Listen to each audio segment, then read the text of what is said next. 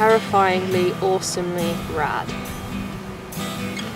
See the world from a different perspective. Boring, scary, magical. Free, awesome, and exhilarating.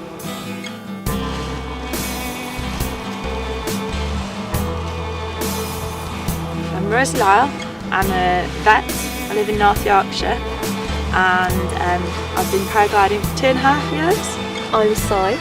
I'm a geochemist. I started paragliding because one of our friends' boyfriends did it for a very long time and it was so rad. Hi, I'm Hazel Finlay and I'm a professional rock climber. I'm Lucy, I'm a nurse living in London. And I've been paragliding for around 1 year.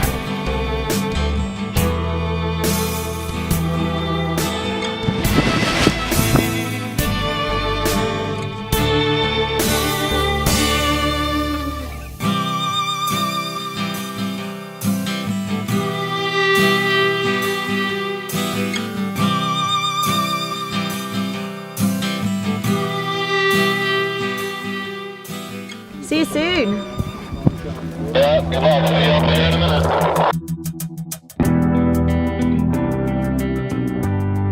As I'm taking off, I've already done all my pre-flight checks, so I know that the wing's ready to go.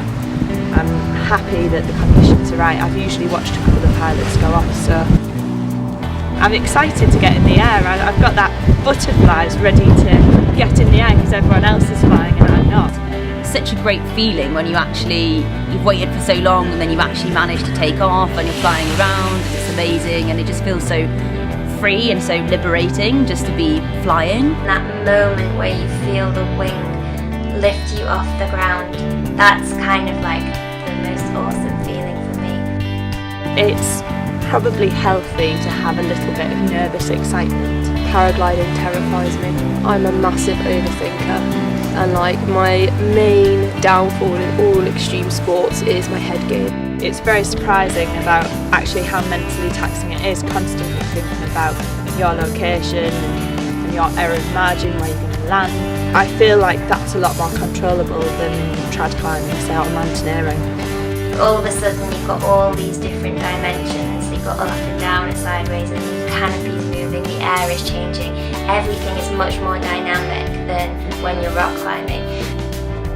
I've potentially had more near misses than most people. I mean, I've fallen on my face a few times. I said to my mum, like, oh, come and watch me paraglide. And she turned up just as I was getting dragged across the top of the hill, like on my face, towed by my paraglider.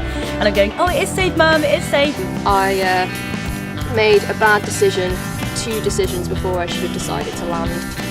And that basically resulted in me coming headfirst into a tree. And then everyone came running down the hill. Are you okay? Oh my god, are you okay? And I'm sitting there like bursting with anger and embarrassment. I think I told both my boyfriend and one of my best friends to go away and leave me alone. Sometimes it just feels really boring. Sometimes it just feels like you're sat on the sofa and like you're just watching stuff go by. But then other times it's like feels amazing and you do feel like a bird and you're like flying past stuff and you can see all of the terrain from a new perspective.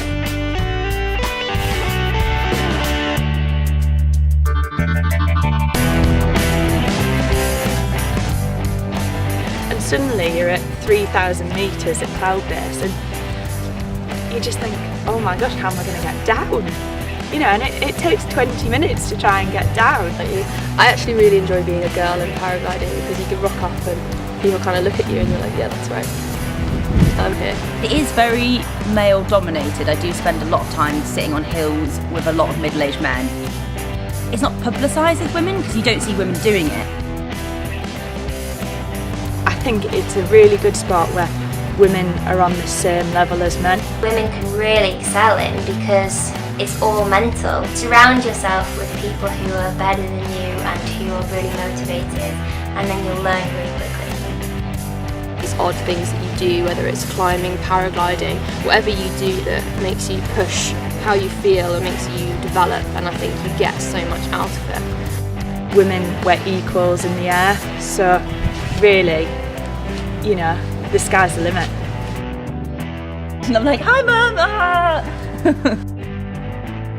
Does not help that my boyfriend is just as bad at paragliding as I am. Okay, with my camera. That'll end up making it in now, Rosie. But with paragliding, if you it's your fault. You can't swear in the film.